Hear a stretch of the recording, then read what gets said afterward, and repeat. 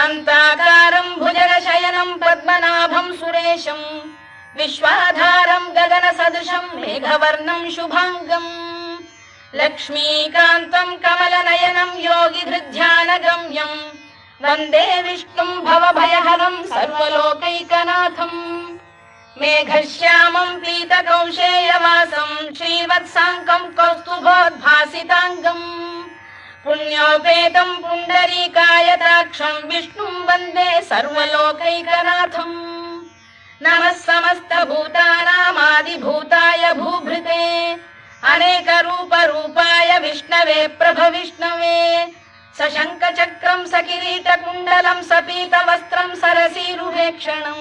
सहारवक्षस्थलशोभिकौस्तुभं नमामि विष्णुं शिरसा चतुर्भुजम्